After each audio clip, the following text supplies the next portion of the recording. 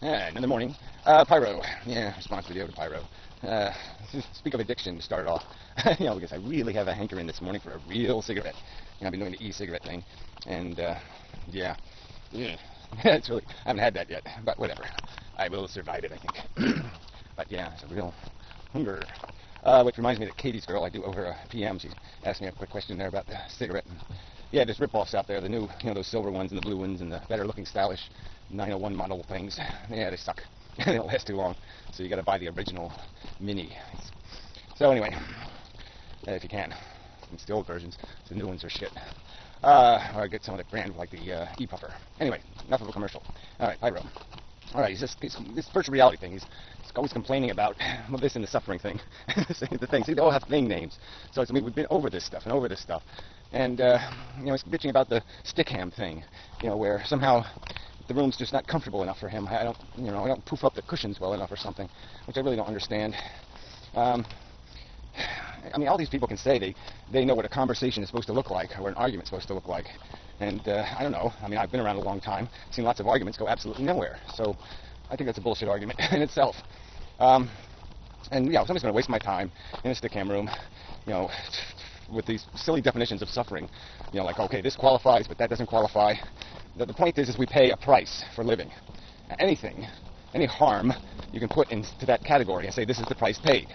And the argument I make is that all the stuff that isn't a price being paid, especially the hideous stuff being paid where, you die of cancer slowly, the cancer that pops your eyes out of your head or something, and, it's horrific. The only thing that balances that is this striving, driving passion to play the game, this desire thing, this addiction thing, the attraction force. And okay, so that includes you get some orgasms, you sit around and look at a painting and go, ooh, gooey, or you watch a good movie. These are good experiences. And Pyrrho faults me somehow because I somehow can find some personal value in being in these things. And I would argue to him, I find personal value in smoking a cigarette. I find personal value in drinking a cup of coffee. But these are addictions. These are habits and addictions, and they're completely arbitrary. The substance doesn't really matter. The point is that for me, I derive pleasure from it. And so, but let's also be fair too. You nag on me about this art thing. I have a real passion for beauty. I'm addicted to beauty. So I have a passion for some art. But look how much time I spend in my life on art. It's 0.001%. In the last 10 years, I've spent 5, 6, 7 days painting. It's that disgusting because it has no practical value in my real life. I can't live on it. And there's other priorities that I see as more important. So that's just kind of bogus to say I'm some sort of hypocrite because I have passions. No, I have a penis. I'm in the game, Pyrrho. I'm here. I'm in the game. I'm in the maze game. That doesn't mean I'm not capable of climbing out of the maze, looking around, and describing what I see. Without doing it through my emotions or through my personal subjective preferences and prejudices. And that's the whole point of this objective-subjective conversation, is that you create a frame that isn't distorted by personal want, personal affection, desire, because these are corruptions to perception. And it almost works in the inverse. Look, there's some objective suffering, okay? I don't care what some assholes want to make some stupid argument that somebody on Earth can get an orgasm if I drop a piano on them. Okay, there's some people who, maybe if I stick a nail in their eye really slowly, they'll jerk off to it. Okay, maybe there is such a human. But we're not talking about these bizarre aberrants. We're talking about the basic concept. And so, there's a big pile of suffering, harm, that is universal. All people will acknowledge its existence except for crazy motherfuckers. And then there's all this nuanced harm, where it is subjective, where again, we're back to the personal addictions and attachments and preferences and prejudices again. And that's where this gets kind of complicated, because there's a big pile of harm that only exists because an individual is conditioned to create it as harm, to understand it as harm. Just like, if you don't know what the concept of slavery is, if you don't know a black man isn't a gorilla or something, then, maybe you could live 250 years ago and be comfortable with that arrangement of slavery. But if you do know, your perception has changed, your capacity to live with that circumstance has changed. It just isn't the same. And it's all just a matter of an understanding, and in some cases it's a matter of what you've been conditioned to find attractive, what your culture has done to you. And so that's where this argument does get complicated, because there's more than one definition of things. Some things are definable in absolutist terms, some things are only definable in kind of personal terms.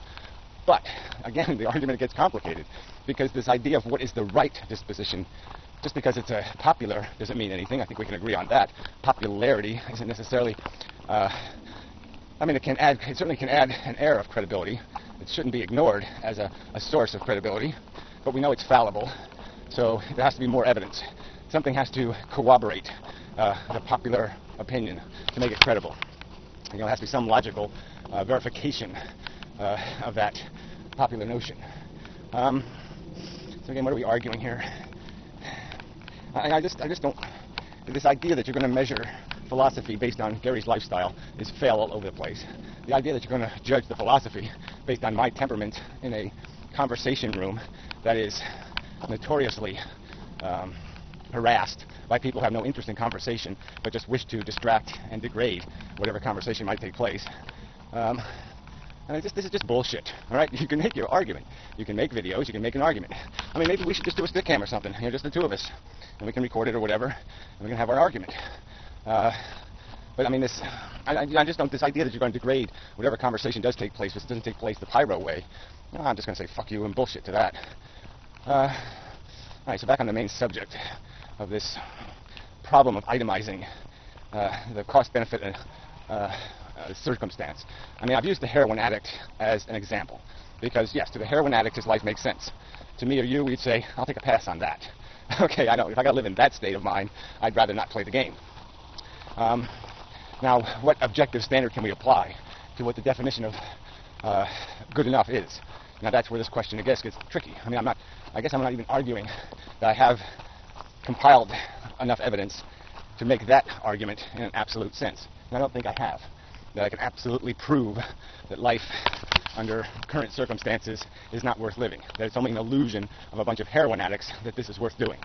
But what I will argue is that I have a theory of value that I think has merit, that I think will ultimately be the discovered truth of any intelligence, is that we are in a circumstance where a need has to be created before something can happen.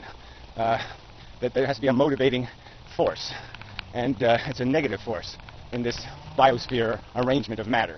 In other arrangements of matter, what moves matter is magnetism or gravity or something quite simple. Here, just like the matter itself, the forces are more complicated because they can be stored. And so we are motivated by the creation of a deprivation, the creation of a negative state, and that creates positive energy. It's like if I put a nail all the way into your eye and I pull it halfway out, you might feel better because it's halfway out. So it's a relative circumstance. We got best supplies.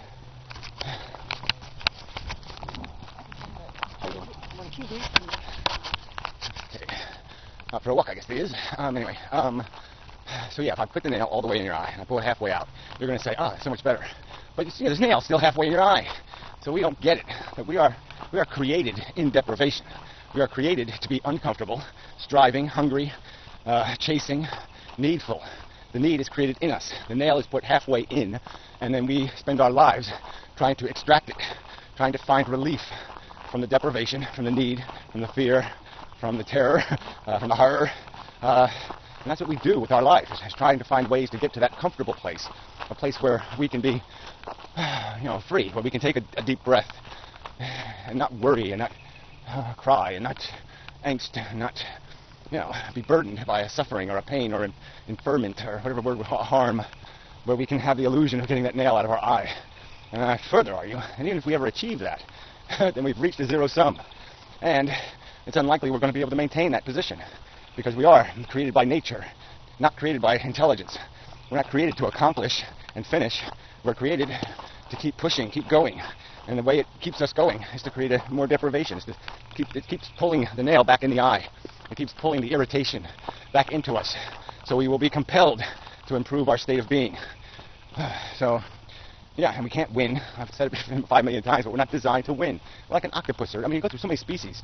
They live, they lay their eggs, they watch over their young for 5 minutes, and then they die. What the fuck is that? We see nature's plan for us, and it ain't good. It doesn't have a plan for us. It has a plan. It's built, constructed, a hideous framework for these sensitive organisms to be playing in. This is not a pleasant little sandbox with little, happy toys. This is a sandbox full of machetes and, instruments of horror and terror and torture. This is a nasty ass kiddie park for us to be playing in. And it's just bullshit. This conversation is crap. Because this isn't working. You can keep, because you don't have and your definition of working is, well, it survives. That's not good enough. We're smarter than that. We should, rationally, logically, have higher expectations and demands than a fucking dumbass piece of concrete. And that's about as smart as nature is. It's a fucking piece of concrete. Alright. I mean, we, with our intelligence, didn't create this. Dumb forces created this. We're a product. We're not a generator. Okay, that's it. Batteries lasted well. Thank you very much, batteries. You made it through the whole video. It's quite generous of you. Yeah. What else can I comment on? Gotta go fix the diving board broke. So, big fun. Holiday fun. Yay! So anyway, till next time.